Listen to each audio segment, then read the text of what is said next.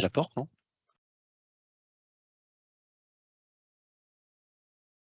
Hello everybody. Hello Thibault. So hello everybody and thank you for joining us today. I'm Thomas Girard, Natixis CIB Global Head of Green and Sustainable Syndicate. Today we are delighted to share with you our latest views on the green and sustainable bond market in the aftermath of the war in Ukraine. Maybe you can go on the next slide to display the contents. So yeah, on this slide you can see the contents of our webinar. And maybe before deep diving, I will say, in the analysis of the market, let me first give you a brief overview or update of the sustainable finance market as a whole. So you can go next slide, Thibault. So from niche to mainstream, last year the sustainable finance market has almost doubled. We have seen almost 1.8 trillion of new issuances, dollar equivalent. Green bond is still the dominant segment of the sustainable debt instrument market. Sustainability linked loan segment is blasting, as you can see on the slide, mainly in the form of credit revolving facilities, which represent roughly 90% of the sustainability team loan market. Social bond segment is flattish, but with a growing presence of corporates and financials on the top of SSA. And the sustainability linked bond market has clearly kicked off, as listed on the corporate side. You can go next slide. So as of April 20th, the size of the sustainable finance market exceed 4.15 trillion dollar equivalent. In Europe, sustainable finance has reached more than 25% of total bond and loan financing volumes in 2021. Use of proceed debt instrument still largely dominate, as you can see, but sustainability linked format is now clearly trending in both loan and bond markets. Last, in terms of market share, green, social, sustainability linked bonds penetration rate in the Eurobond market has jumped at 46%. It's on the previous slide in Q4 2021, and even at 65% at the beginning of Q2. But these figures need to be taken with a pinch because it reflects only a limited number of transactions and include, I would say, a jumbo green deal of 6 billion euro of the European Union. And on the loan side, the penetration rate in the EMEA market climbed at 28% in Q4 2021. But let's stick on the bond side, and so you can go next slide. Thank you, Thibault. So at Natixis, we focus our analysis on the sustainability team bond market with a special focus on what we call core market. In other words, bonds in compliance with global market practices and standards. This market now amounts over than 2.5 billion dollar equivalent, and as of April 20, we have seen 232 billion dollar equivalent of new issuances, in decrease of 22 year on year, which is percent year on year, which is the first time decline ever in a green and sustainable issuance volume. So to analyze this trend, I'm happy to hand over now to my colleagues from Natixis CIB Research Department. So Thibault, Radek, Jennifer, and Cyril, the floor is yours. And let me just precise that you can ask questions in the chat, and there will be a Q&A session at the end of the webinar. Thank you very much. Thank you, Thomas. So I'm Thibault Cuillière, I'm heading the real estate and green research team. So to come back on what Thomas mentioned, actually, so the question is, how did the war in Ukraine impact the green and sustainable supply volume, so specifically on the bond market? So as mentioned previously, we have seen a significant drop in issuance for all green and sustainable bonds, as you can see on the chart left-hand side. So this was the case both in Q1 and in April 2022, even though the month is not totally finished. But globally, the decline is around 22% in terms of issuance. So as mentioned by Thomas previously, that's the first time ever that we are seeing a decline in issuance for the whole green and sustainable market. Nevertheless, two things to mention. First, the outstanding of the market is still growing. As you can see on the chart right-hand side, it has grown by more than 10% on a year-to-date basis to more than 1.9 trillion euro equivalent at end of April. And on a year-on-year basis, we are up by 50%, which is still significant, even though there is a slowdown. It used to be growing by 65 to 70% on a year-on-year basis some time ago, and not so far ago, actually. Second thing to mention is that we have huge discrepancy by the type of the green and sustainable nature of the instrument, i.e. The green market is declining really fast, so the volumes of issuance are half what they were in January from April 2021 in January, April 22. While in contrast, social bonds and SLB in particular are gaining popularity. So social bonds have gained market share, but in more or less constant market in terms of total supply volumes, while SLB, the volume of issuance has doubled to 26 billion euro equivalent, which means that the market share now is around 30% for SLBs compared to around 5% last year at the same time. As you can see on that slide, so when we look at the breakdown by social bonds, that's pretty interesting on the chart. Left-hand side, what you see is that the total volumes is around the same levels in January, April 2022 compared to January, April 2021, except that the type of issuer is really different. It used to be a market really focused on agencies and supras, as you can see in 2021, and the decline in the agencies infra has been actually offset by the rapid increase in some corporates and financial deals going to that market, which was the case with many new issuers tapping the market, such as Sigro, Aeon, Telia, BSF for the corporates, but also on financial, Sabadell, Mizuho, Chinese banks, for instance.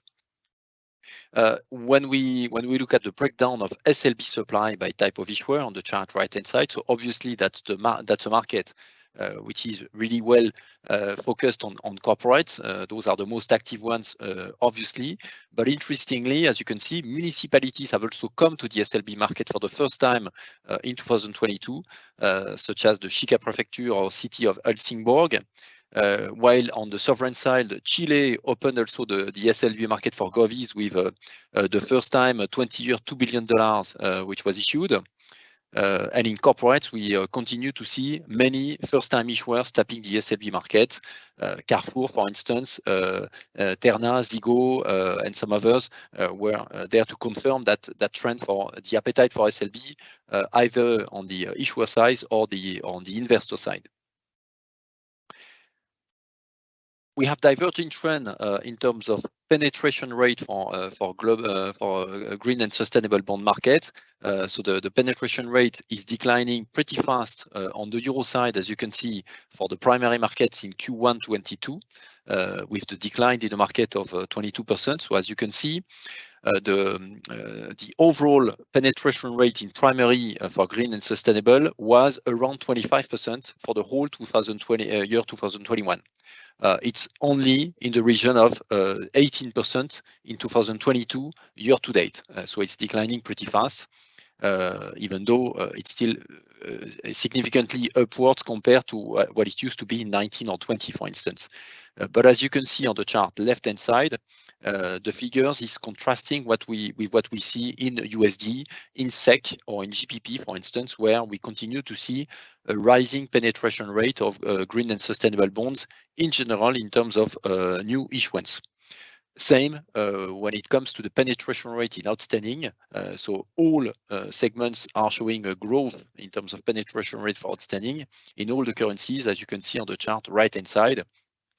In the euro-denominated market, we are now at 9% of the total market, excluding govies, end of Q1 22 versus 8.3% end of Q4 21, for instance. When we go into the detail of the penetration rate, As you can see on the chart left-hand side, and we'll come back on that on some segments such as covered bond, which is really interesting with Jennifer. As you can see, the segment where the penetration rate in primary has declined the fastest was actually the covered bond, which is the blue bars of the chart left-hand side, with less than 5% of covered bonds there in a very rich primary market overall for covered bonds. The other segments are also showing some declines in penetration rate, but as you can see, the segment which has been the more resilient is actually the corporate one, where the penetration rate has declined compared to Q4 21. But on the other hand, as you can see, the purple bars of Q1 22 are still much higher than the one of Q1, Q2, Q3 21. So it was only a decline compared to Q4 21. So we are still at close to record penetration rate there. And this means actually that the supply in corporate new green and sustainable has been remarkably resilient compared to what we have seen for the overall market. So it was a plus 10% supply in green and sustainable Euro corporates from July to April 2021. While on the other hand, we have seen a spectacular drop, as you can see on the chart right-hand side, of the total corporate market in Euro that has been dropping by 28% compared to 2021 to date figures, with around 100 billion euros in total supply compared to 160 billion euro of supply from Jan to April. So a resilience in the supply of corporates and as a consequence in penetration rate.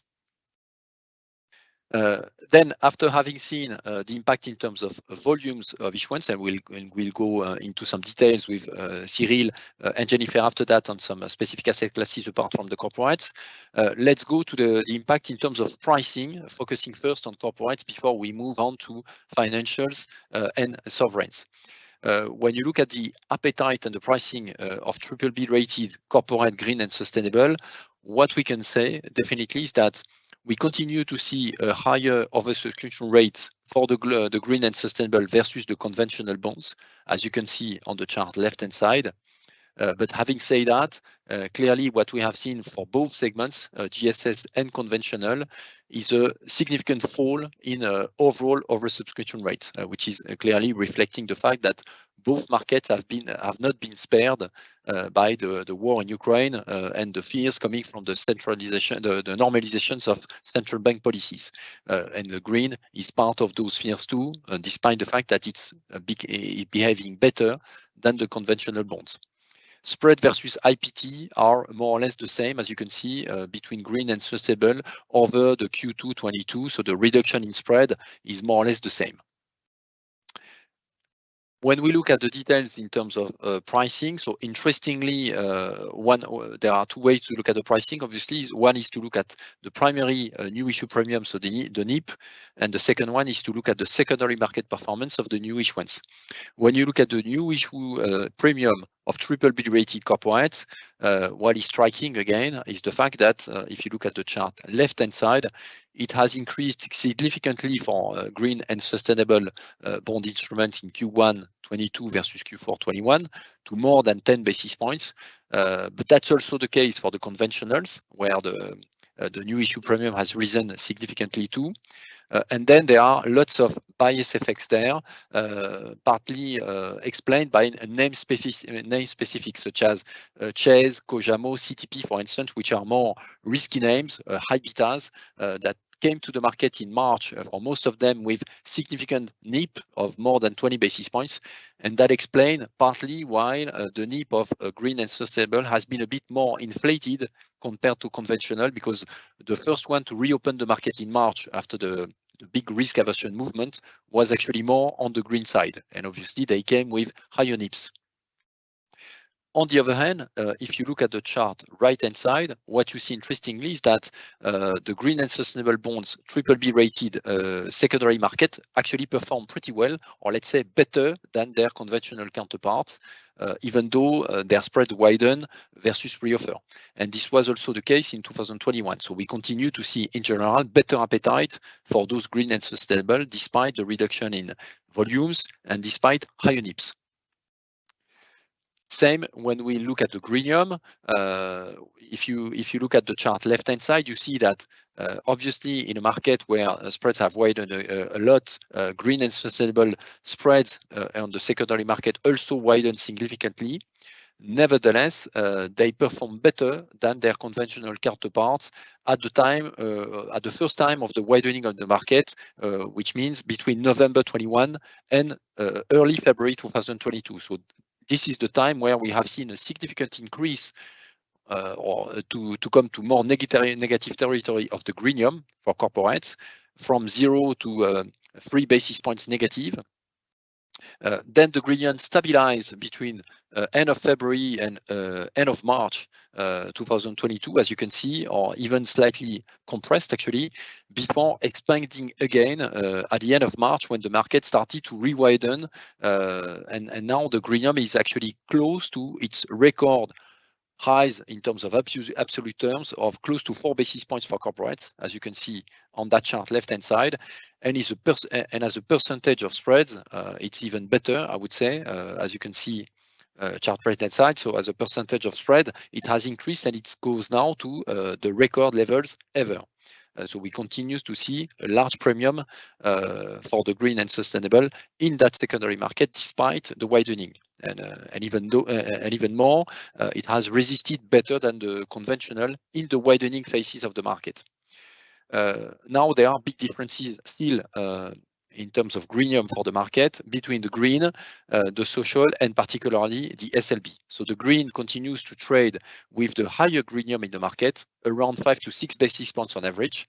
As you can see on that chart, most of the green points are trading below the curve, which is the purple curve, where spreads are equal between green and sustainable and conventional. While, as you can see, it's much less the case for the SLBs, which are the blue dots of the chart. Most of the SLB are actually trading even with a premium compared to their conventional counterparts. So the contrast continue to be there between premium for green compared to the SLBs. Social are in the middle. Large discrepancies sometimes by issuer too, as you can see on that chart. So there are sometimes some specific events, such as depending on the time of issuance. If you take the Lanxess, for instance, which was issued quite recently on the 14th of March, the Lanxess 2021 SLB was issued with a very high NIP in a market context which was pretty difficult. And as a consequence, it continues to trade with a very high premium compared to conventional bonds, as you can see on the chart left-hand side, because of the timing of the new issuance. On the opposite, one of the biggest greenium we have in the corporate market today is the Volkswagen 2032. That bond continues to trade at a very remarkable spread of 60 to 70 basis points compared to swap, while the equivalent conventional bonds actually widen a lot. So it shows there that on certain bonds, such as the Volkswagen, there is a real difference in terms of volatility behavior between the green and sustainable, which is less volatile than its conventional counterparts. And as a consequence, obviously, in a phases of the market, we have seen a significant widening, particularly for autos, which have been mistreated since the beginning of the year. The greenium expanded a lot, as you can see there, towards even minus 50 basis points, while it used to trade in the region of -5, -10 at the end of 2021. More generally, what we see still is that the Euro corporate greenium expands when the credit risk increases, as you can see on the chart left-hand side. So the higher the spread of a conventional bond, usually the higher the greenium is in terms of basis points. And by maturity also, if you look at the chart right-hand side, so the longer the maturity in general, the higher the greenium, and it's particularly the case when the maturity goes above 8 years. So those features of the market, which is also supported by the fact that we have more long-term firm managers investing in green and sustainable bonds, is still present definitely on the secondary market. Now I will hand over to Jennifer to mention the trends for covered bonds before the rest of financials. Thank you, Thibault. So regarding the cover bond market, ESG cover bond issuances reached 3.9 billion euro during the first quarter this year. And as you mentioned, Thibault, indeed it decreased by around 9% compared to last year. And as it was also questions asked by investors on this decreased issuances and their penetration rate, their share in the cover bond market also declined by 13% year on year compared to the same period last year, and now representing around 5.1%. This could be explained by two factors. The first one, it is the fact that we had since the beginning of the year a outstanding level of cover bond issued since the beginning of the year. So we had, in terms of issuances, 76 billion euro of cover bond issued in Q1 2022 versus 22 billion euro in the first quarter of 2021. Indeed, issuers was tempted to front-load their annual funding plan in anticipation of ECB's tightening monetary policy, and then issuers were tempted also to favor the size through conventional cover bonds rather than green cover bonds, where generally the size is more limited. And in addition, we could mention also that issuers were more tempted also to favor the senior unsecured format in preferred or non-pref for their green issuances instead of the cover bond market. Among the 5 ESG transactions coming to this market during the first quarter, 2 were inaugural. Banco BPM, which issued its first Euro Green Italian cover bonds with a 5-year maturity, and we had also DZIP, which came with an inaugural mortgage fund brief. 2 of them, their proceeds were used to finance and refinance green mortgages. In terms of country, we can say that the largest ESG issuers in terms of outstanding are still France with 28%, followed by Germany, 21%, and Norway. But it's worth mentioning that some key issuers are still absent of the market. For instance, Canada are not yet issuing green cover bonds. Now, in terms of behavior, what we have seen since the beginning of the year, we had an average subscription ratio of 1.7 times. So investor demand for ESG cover bonds slightly improved compared to the previous quarter, while we observed that demand for conventional cover bonds continued to weaken in a way, where we had a B2C ratio of 1.5 times versus 1.7 times for the last quarter of 2021. That said, we can observe that spread compression at launch remains stable compared to the previous quarter for both conventional and ESG cover bonds, with a spread compression of around 4 basis points. And regarding the NIP, we observe that there is no much difference between ESG cover bonds and conventional cover bonds during this quarter, with a NIP of around 3 basis points on average. As well as the performance, and especially also during the February months, where we observe that ESG cover bonds perform roughly the same way than their conventional peers after launch. So now, regarding the next slide on senior preferred financial debt, the picture is slightly different because on ESG senior preferred issuances, we had a new record in terms of quarterly basis, because senior preferred financial debt reached 5.15 billion euro, but we observed that this positive trend has been stopped in early February. In terms of subscription rate, on average, they were in line with their conventional peers, with a B2C of 1.6. And the difference in terms of B2C in this category has been much more pronounced, I would say, in 2020 and a little bit more attenuated in 2021. So now, regarding the, I would say, the senior non-preferred financial debt, if we look at the other slide. So, as we mentioned for the senior preferred financial debt, for the non-pref, we observed also that they registered the highest level of issuance on a quarterly basis, reaching 8.1 billion euro. And we observe a strong presence from Nordic issuers, accounting for around 50% of the ESG deals. And in terms of investor appetite, we can say that for ESG bonds, the latter benefited this quarter from a slightly higher subscription rate than the conventional peers, with a B2C of 2.4 times versus 1.4 times for conventional bonds. And as an example, we look at, for instance, Sabadell, which was the first bank from a southern European issuers to come back to the market. And it attracted actually a strong interest because the deal benefited from the highest B2C year-to-date for non-preferred senior transaction.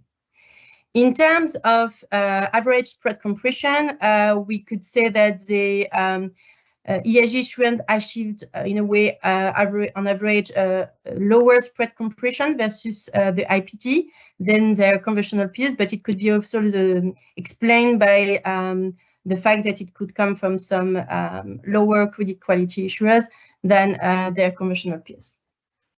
Now, regarding if we look at the greenium, I would say on the senior preferred, we assessed how this greenium has evolved. I would say during February, and what we observed, and this was the case also for corporates, we observed that the greenium increased during February until the beginning of March, for instance, to reach minus 3.7 basis points versus 2 BP before the Ukraine invasion, in correlation in a way to the widening.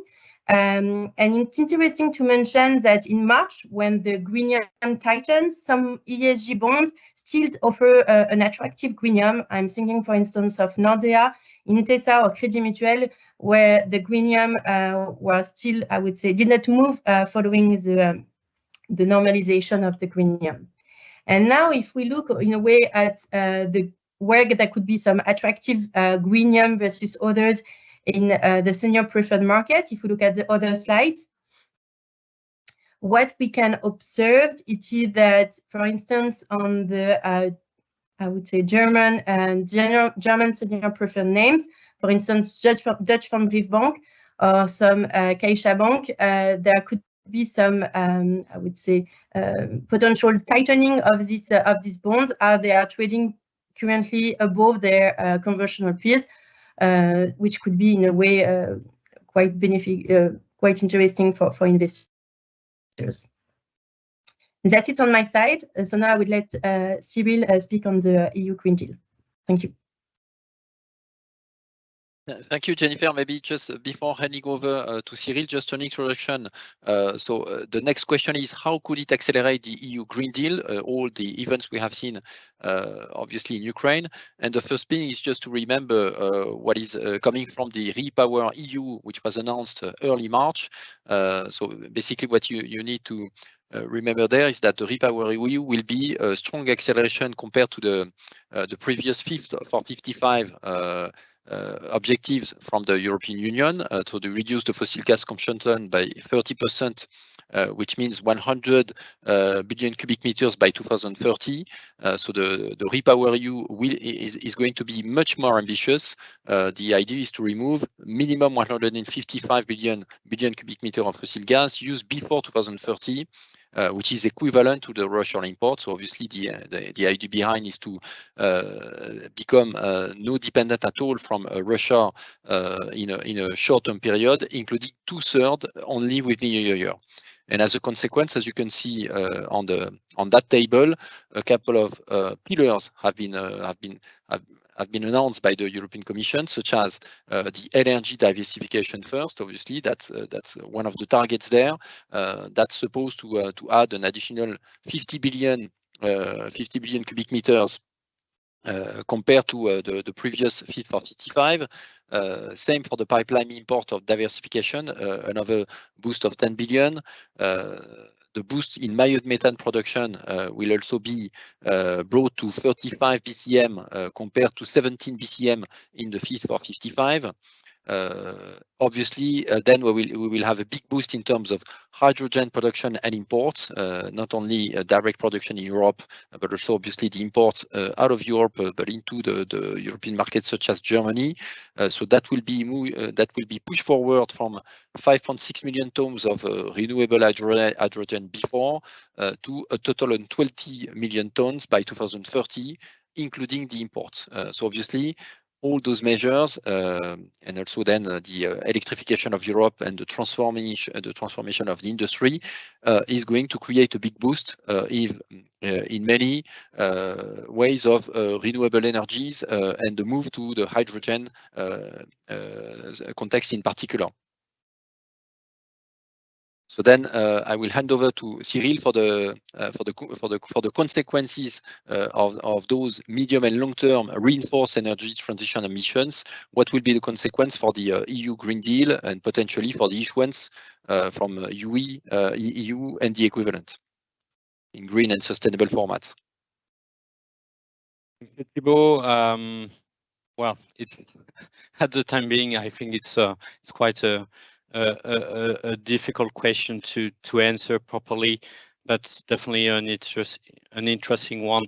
Everybody is focusing, of course, notably on the EU, which is at the center of this particular topic. We had, of course, if we can switch to the following slide, and maybe even go further, I think, no, once again, yeah.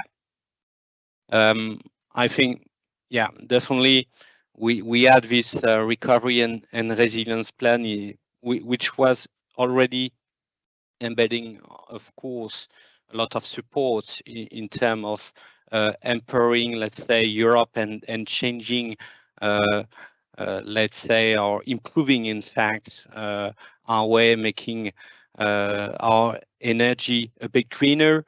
Of course, we have this game changer. And in this regard, I think the European semester we're going to have in May and June is going to be very interesting, because first thing to say is that as it stands, in fact, the recovery resilience plan is not totally, let's say,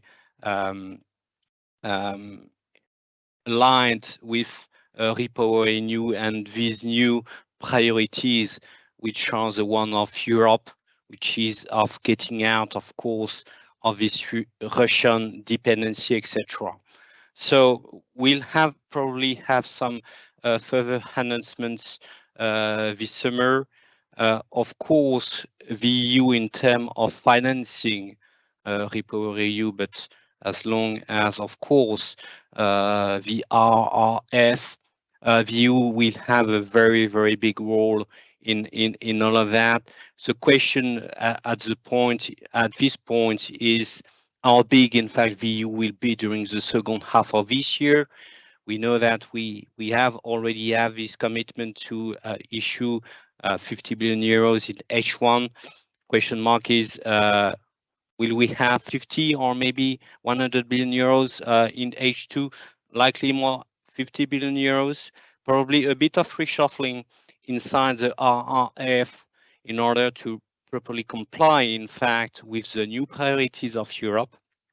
And in this regard, it will be quite interesting to see whether or not we have this shift and how the grants, notably of this recovery and resilience plan, are used in the end by European countries. So this is a very, very important topic, but not the only one, notably for the second half of the year. And the other interesting one, of course, is concerning the ECB.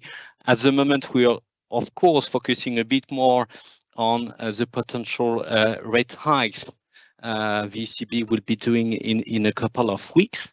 But we also have the question of the green roadmap of the ECB.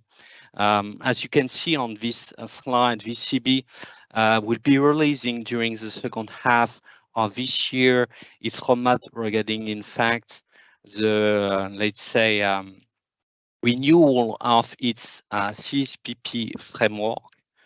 So I think regarding the potential evolution of Greenyum, notably on the corporate side, we may have some interesting consequences there, in the sense that green, of course, issuers, or the greenest issuers, will be benefiting maybe from a better framework ahead. Interestingly, it should have maybe a positive effect on premium, of course.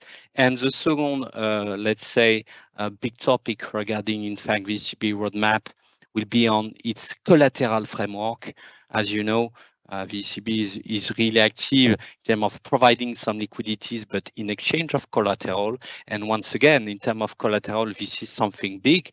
We are talking notably of the collateral in front of the TLTRO operation. So a bit more than 2 trillion euros here, and the collateral will have to be probably greener tomorrow, which is very important, because in the end, it's going to have probably some impacts, of course, on the valuation of your corporate bonds, if potentially in the end we have either some bonuses or some maluses on bonds, whether you're on the bright side, let's say, of the coin or not. But let's come back to how govies have been performing, and notably what happened on the supply side.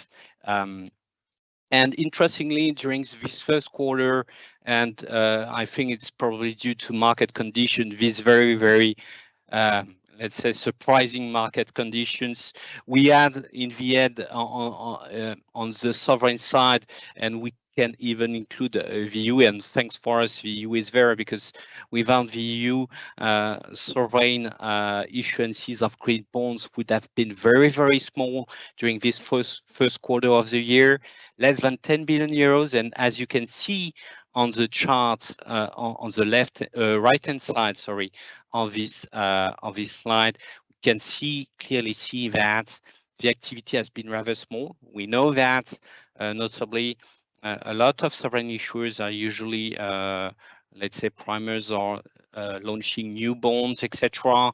So launching notably via syndication. And in a very volatile market context, it do make sense, in fact, to have probably somewhat a weaker activity on the green sovereign side. But the good news is that this activity will pick up quite significantly, notably thanks to the EU, during the second quarter. And it's already the case because, of course, the EU has been issuing quite a lot since the beginning of April. If we can go to the following slide. But the EU won't be, in fact, the sole issuer of this quarter. As you can see, in fact, on this slide, we are expecting quite a number of transactions between now and the end of June. Of course, some sovereign issuers have already been enhancing some operation, notably Austria, which will be launching its first green ever. Good news for our Austrian friends. In the meantime, in June, notably, the Netherlands will be tapping their green DSLs 2040 for quite a big size, 5 billion euros. And we do expect potentially a new green OLO, probably on the long end, 15-year to 25-year, between now and, of course, the end of the quarter. So all in all, as you can see, notably on the left-hand side chart, activity will be quite big in terms of supply, gross supply, which will exceed, if we add notably the EU supply to the expected sovereign amount, but which should exceed 30 billion euros this quarter, which would be a record high for this let's say Euro green sovereign plus EU market. So quite a big activity, but once again, the EU already set the standards, let's say, for this second quarter as soon as the beginning of April, with of course these I think 8.5 billion euros rate so far. What is important to say as well is that VU will keep being, let's say, not the elephant in the room, but the biggest issuers of green bonds here, and we are focusing on green bonds in the coming quarters. We know that they are likely to issue at least 50 billion euros more in H2, with at least something like 15, a bit more, between 15 and 20 billion euros of green bonds. So all in all, VU will be big, and VU will be the biggest issuer out there. We'll have probably more bonds ahead, of course, with more regular issuers. Speaking about France, speaking about Germany, we just announced that it's going to increase its funding needs for this year by about 40 billion euros. So it means that potentially the German Finanzagentur will have to raise more via green bonds as well.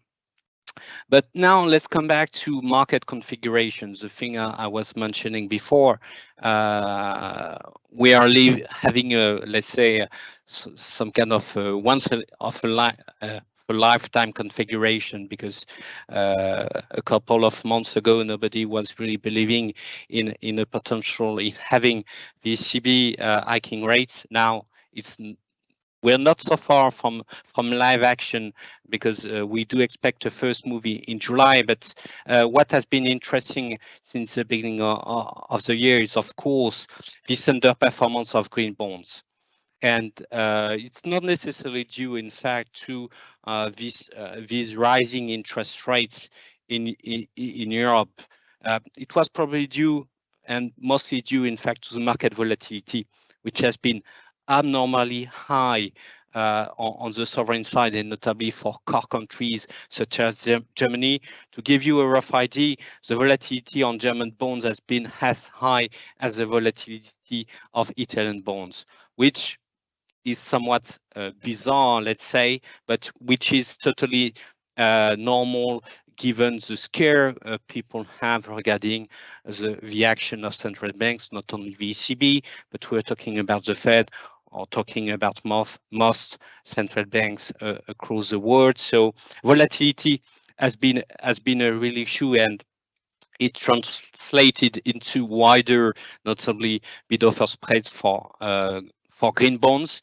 You have this illustration on the chart on the right-hand side, which is showing you how notably the bid-offer spreads on German green bonds has been increasing quite a lot. In fact, since later last year, when central banks, notably the ECB and the Fed, started being a lot more hawkish. So as long as this market configuration will be tough, and it's going to be the case probably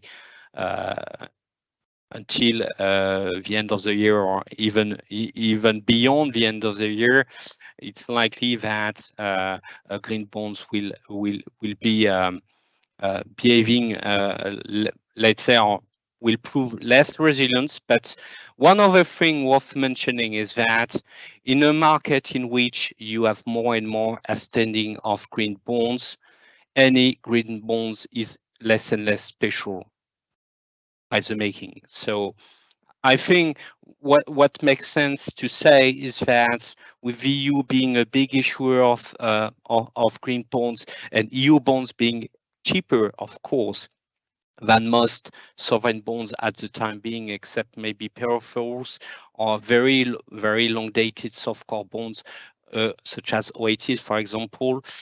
As long as you have this increasingly high competition, of course, it makes sense to have weaker green yields, at least on the sovereign side. But about the corporate, I think Thibault rightfully mentioned that the story is different and will keep being different, notably due to the ECB's announcement we're going to have during the second half of this year. Thank you.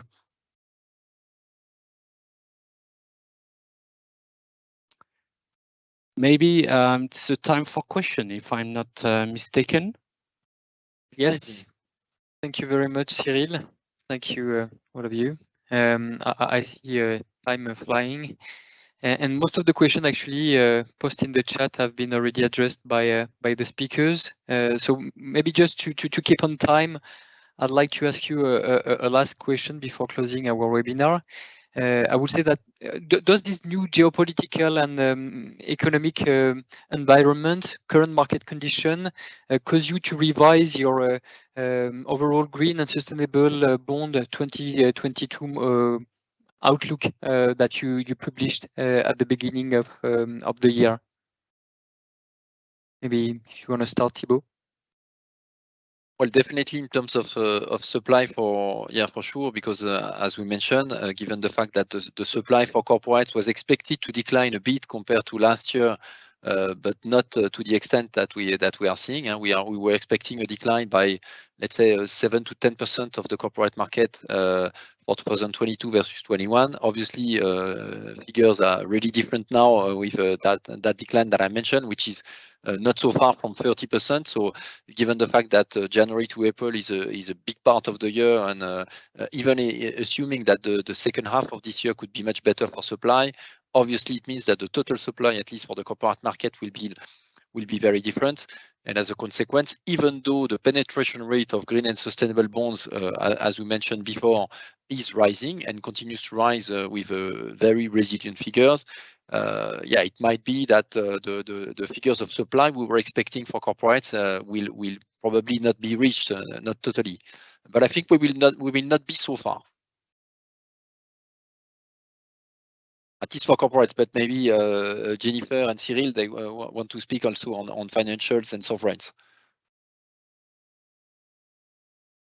Jennifer, you're on mute. Yeah, thank you. So regarding the cover bonds, indeed, we revised somewhat our forecast for this year in terms of issuance, where we expect between 130 to 140 billion euro in terms of euro benchmark cover bond issuances. And we initially expected that the ESG cover bond issuance could represent 20% approximately of this total volume. We have to reduce definitely this penetration rate, potentially to 15%, as we have this outstanding level of issuance where the ESG cover bonds could not follow in a way. Regarding the financials, we stick to our initial forecast where we expect 17 billion euro of preferred senior issuances in ESG format and 24 billion for the non-preferred senior. As I mentioned, we have still a high level of issuance in ESG format since the beginning of the year, so we are quite comfortable on the fact that they could fulfill this forecast. I think on the Govies side, it's very likely, in fact, let's say the RRF, so the Recovery and Resilience facility, will be used much more. If you want to speed up the transition in Europe, it's likely that countries will be using a bit more, in fact, the loans, notably, because except a couple of countries such as Italy, nobody was really expecting, in fact, to use this facility. It's going to be the case because you have to fund everything. And for notably peripheral countries, etc., if you want to build up facilities, it do cost money. So why not using the RRF? So in this case, it's likely we're going to have probably the EU having to increase its own issuance. On the pure Govies side, if we may have a bit more issuance of green bonds, but it should be rather limited as of today. But for sure, we're going to have more news in the coming weeks in terms of cross supply adjustment by most treasuries. Thank you. Okay, well, thank you again, the three of you, for this valuable insight. I hope that you have appreciated the webinar.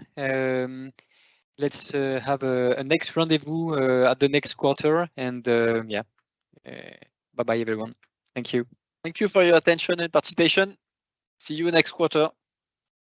Thank you. Bye.